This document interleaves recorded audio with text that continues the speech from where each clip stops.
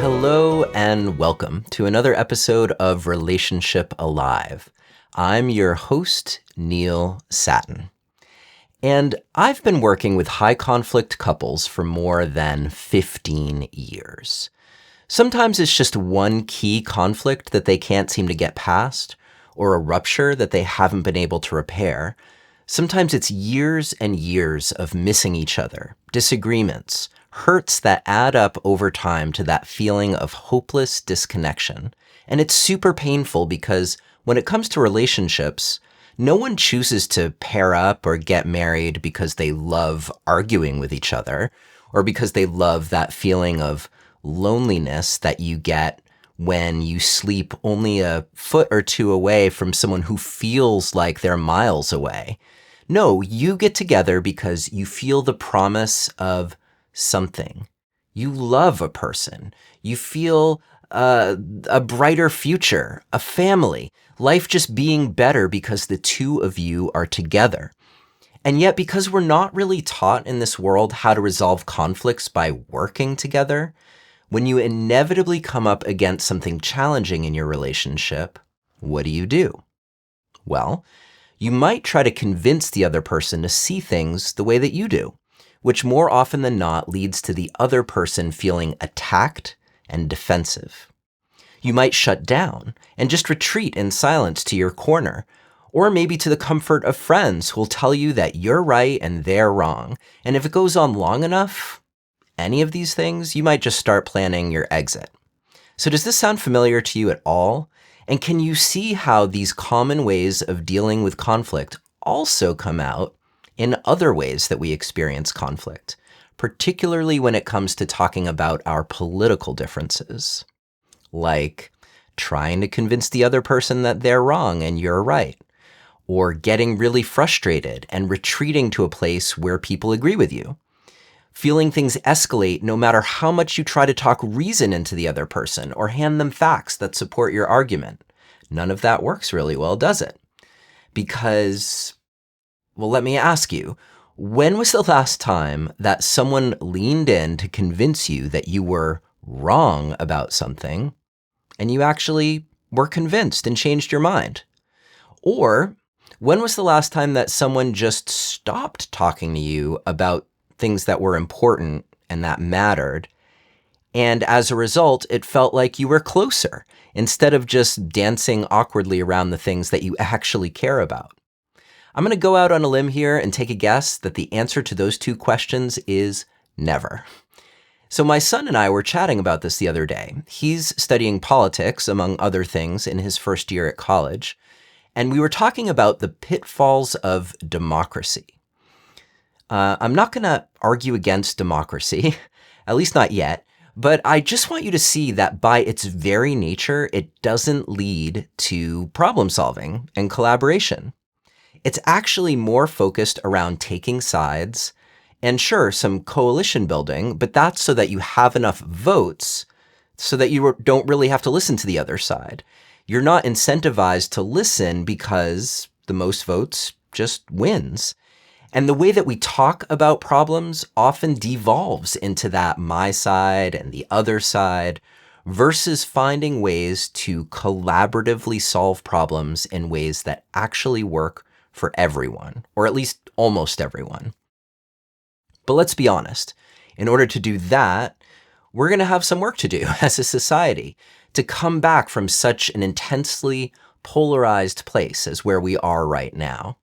And more often than not, we're distracted by arguing about things that are more the symptoms of our problems rather than looking for root causes and finding ways to solve them. Like, why argue about the bandage and which kind of bandage you're going to use over and over again instead of figuring out why we're getting injured in the first place and addressing that? So let's bring this all back to your relationship. When you translate all our training in democracy and put that framework on your relationship, the problem becomes clear. You each only have one vote. So when you don't agree with each other, who's going to win? Neither of you. Now, you might try to convince each other. You might try to build coalitions outside of your relationship with friends or kids or extended family. But in the end, that's not going to get you to a resolution that feels good for everyone. That's because what you really have to do is step back, think about root causes, and solve the real problems that you're experiencing. Now, what I've learned over time, because I've seen it over and over again and seen what works and what doesn't, is that there are a few basic things that will make sense when you hear them that actually do work, and that almost everything else won't work. So my goal today is to teach you fairly quickly what works so that you can put it into use into whatever relationships are causing you conflict in your life. Because why keep doing the thing that just causes you agony or outrage? Just stop. There's a better way, and you're about to learn how it works. Obviously, we could go deeper into each of the points that I'm about to teach you, but I just want you to have the framework. It's simple. You can try it out. And if you want to learn more or need some guidance in your relationship, just reach out and we'll get that figured out. A great way to get started is through my free communication guide, which you can get by visiting neilsattin.com/relate. And I've also linked to that in the description below. Okay, let's dive into the details, the secrets that I've learned to help high conflict couples, and that can also help you talk to people in today's divided world. First things first, you need to be having an actual conversation in person. Or if in person isn't possible, try to do a Zoom or a FaceTime. You want to be able to not only hear the other person, but to see them so that you have access to as much information as possible about what they're communicating to you. And when I say what they're communicating to you, I don't mean the actual words coming out of their mouth. Now, that is important information, of course, but even more important is the information you're getting about what's going on within the other person, internally. Are they comfortable and relaxed? Are they getting all worked up and agitated? Are they present in their bodies, receptive? Or are they tense, alert, vigilant? Or are they shutting down or getting distracted? Anything you see or experience that's not saying, I hear you, I'm with you, is something that's really important to notice, because it's telling you that something is going wrong and needs to be addressed before your communication can go any further. What I'm talking about is prioritizing your state of nervous system regulation and the other person's state of regulation above anything else. Does that mean you have to be absolutely calm before you can dive into an intense topic? No, of course not. That wouldn't be realistic. The goal is to be able to dance on the edge of nervous system activation, tending to yourself and the other person so that you can each stay engaged. If either of you tips over the edge, you're going to end up in a familiar conflict pattern of attack or defensiveness or withdrawal. So it's super important that you notice what's happening as it's happening so that you can take steps to address it before trying to proceed with whatever the topic at hand is. Now, in case you'd like to go deeper on how to do this, I did co-teach a workshop with Dr. Peter Levine, who wrote Waking the Tiger and is one of the world's foremost experts on healing trauma and nervous system regulation. We called it Regulate to Communicate, and the recordings are available if you want to check it out. Just visit neilsattin.com/workshop. Now, about the topic at hand right now. Our tendency is to always get into the weeds. The specifics are, after all, that's where the conflict seems to live. So we dive in and we dissect all of the particulars in order to either win the other person's vote or to simply win. But as we've already discussed, that usually isn't going to work. So what you're going to do is you're not going to repeat these tactics that are just doomed to fail over and over again. Because the specifics, even though they can feel oh so important, in reality, they're what's getting in the way of you actually approaching the problem at hand from a different angle that will show you how to solve the problem. So here's what you're going to do. You need to zoom out a bit and focus on two important things. One, understanding the other person's perspective. And two, discovering your common needs and goals. It's important for you to notice that the first part, understanding the other person's perspective, will help you get curious so that you can uncover the other person's needs and goals. What are their true concerns underneath the surface level concerns or grievances? Why are the specifics so important to them? What values do those specifics reflect? And what personal pain does it touch? As you figure that out, you get more clear on what the path forward is actually going to be. And the more that you understand the needs and goals that are important to them, the more that it will lead you to the second part, discovering the needs and goals that you have in common. And then there are opportunities for a third important thing to happen, which is, drumroll, inviting them into understanding and experiencing your perspective. Now, the third part is super important too, so that you also get to feel heard and understood. After all, it's not just about you accommodating the other person and sacrificing yourself, which is another strategy that can work at first. But of course, that strategy just leads to being resentful and deeper conflict down the road. It's important for you to have a voice, for your deeper needs and goals to be honored, and for you to determine whether or not the other person is capable of doing that for you. Sometimes the other person needs help finding that capability. I've seen it happen over and over again that once someone gets past their own fear of not being heard, because you've heard them so well, they suddenly can let their guard down. And with guidance and patience, they can also get curious, and they're able to hear you too.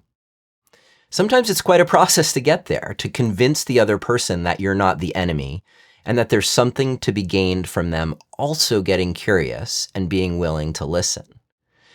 But in so many cases, you can actually get there. It takes time. And more than anything, it takes centering your care for that person and a willingness to find common ground over being right or rushing to things that seem initially like solutions, but that don't really fix anything until you've addressed the underlying stuff. Sometimes the other person is actually unreachable or completely uninterested, even after lots of effort and time to try and get there. This is super important for you to figure out. Obviously, if it's your partner or your spouse, there are going to be some problems that you'll never get past if you can't get them interested in or caring about your perspective. So just think about that for a moment. I get it. It is super painful when you're facing a moment like that, because those are the times that you really have to weigh if you've done everything you can do. And if so, it might actually be time to start thinking about changing your situation, especially if those issues are causing you so much pain and stress that they get in the way of you living your life fully, in integrity with who you are and the life you know that you're capable of. Now, little compromises here and there, that can be okay. That's not you sacrificing your integrity. But big compromises can end up feeling like you're just dying every day, and it can suck the energy out of your life. I've been there before, and it's really hard, really hard. And the way that it deflates you can be part of actually what keeps you stuck, either stuck in the situation itself or stuck in the patterns that keep your relationship from growing beyond the ways that it's dysfunctional. I will say, though, that this is one of the reasons that I actually like working with high conflict couples so much, because usually at least part of what keeps a couple stuck in this way is that simply you don't know what you don't know. So it's easy to think that you've tried everything, when the reality is that you've just tried everything you know how to do. And maybe you're also too exhausted to truly contemplate trying something radically different or figuring out what that would even be. I've been in sessions before with couples who were convinced that they were getting divorced, like that there was absolutely no way forward, and where they were there with me just to maybe prove to the other person or to themselves that they had truly done everything. And then over that one session, things change. Working together, we can find that edge that I was talking about earlier, the place where you feel safe enough to open up again just a little bit, to hear each other, to feel your impact on each other. But you can't be too safe, right? You got to be just safe enough. If you feel too safe, then the safety actually becomes protective, meaning like you're not going to do anything to jeopardize the safety. And that won't work because you need to be able to take risks in order to get somewhere. Things need to get a little bit unsafe, just a little bit. And you have to learn how to take those risks in ways that don't blow the whole thing up. You get just a little bit unsafe in a safe way. So it comes back to the 3 steps: understanding the other person's perspective, discovering your common needs and goals, and then inviting them to hear your perspective and your needs and goals. And those 3 steps are, for the most part, what you need in order to move from an argumentative, divided place to a collaborative place. That's where you can problem solve about what's important to both of you together, while as much as possible honoring what is important to each of you separately, but at the same time. Now, the better that you get at staying regulated and curious, the better you'll be able to master one of the key skills at the heart of all of this, which is not taking conflict personally. Because when you can recognize that the other person is just dysregulated and therefore not quite in their right mind, you can get past whatever the particulars are of what's being said and done, and you can focus on the deeper layer, which is discovering what really matters to them and why, and helping them feel safe.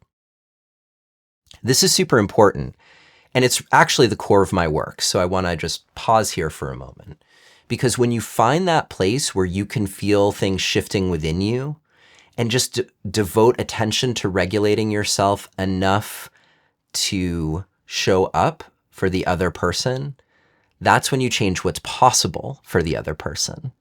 When you take that a step further and can demonstrate to the other person that you're still there and curious and that they matter to you, that's when the whole dynamic changes. It's where you actually have some leverage.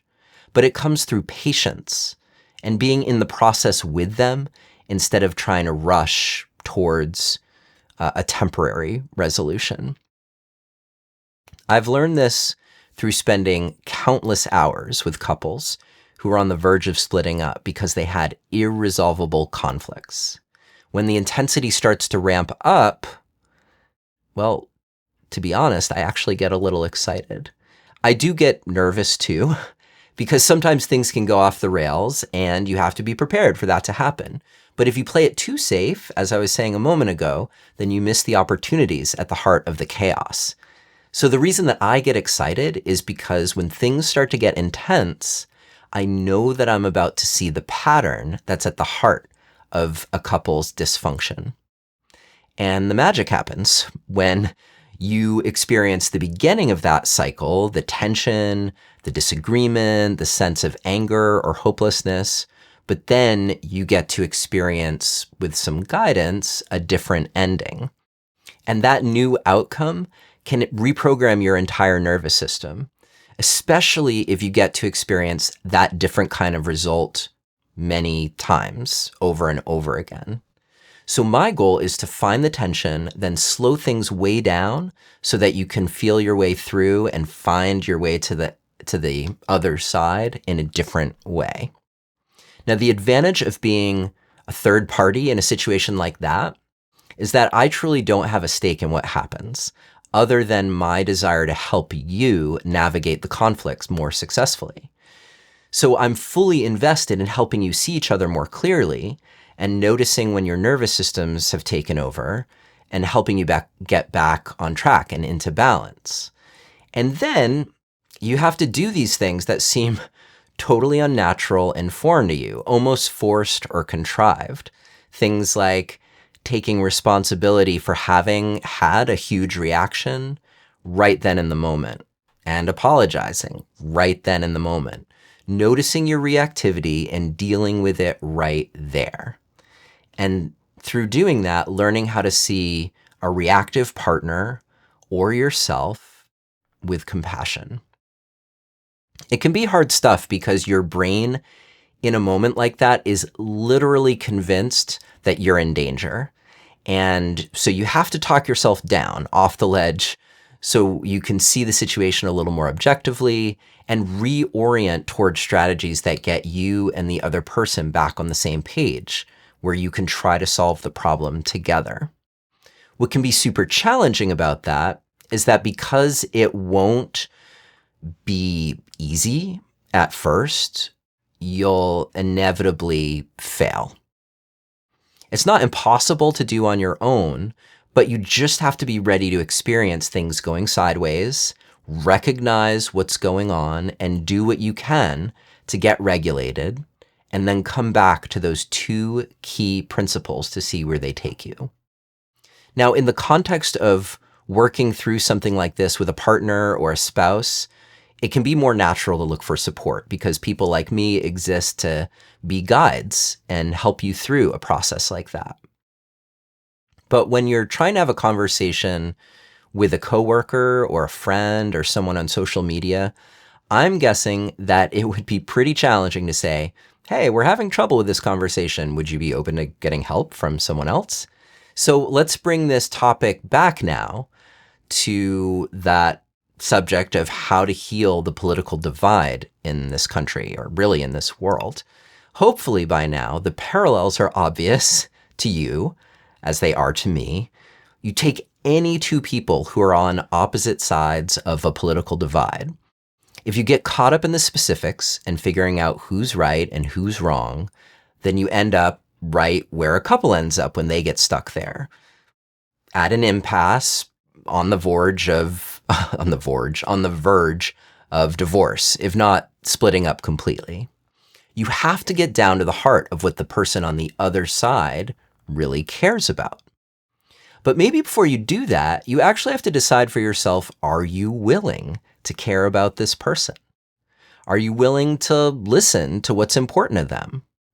Are you willing to practice patience?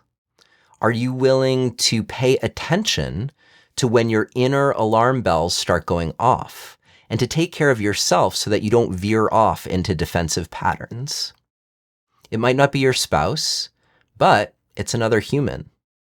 And while it's easy to talk about our society or Republicans and Democrats and to descend into even more polarizing name calling, when it comes right down to it, it's you and me, and your family and my family, and your community and my community. And, well, I just turned 52 years old. And at this point, I think I've been around the block enough to know that deep down, what you care about and what I care about are actually pretty similar. Not necessarily the same, but similar. And here's the really big qualifier. Can I take the time to just ask you about it? Can I stop making assumptions about how we're different or how we're the same and ask you to just tell me about you? Can I create a circumstance where you trust me enough to actually tell me the honest truth? And can I stick with it enough to dig deeper? Not in a way that feels like interrogation, but in a way that feels kind and interested and curious. Like where you really get that I care about you and I'm willing to tolerate the ways that you and I are different without trying to convince you of anything.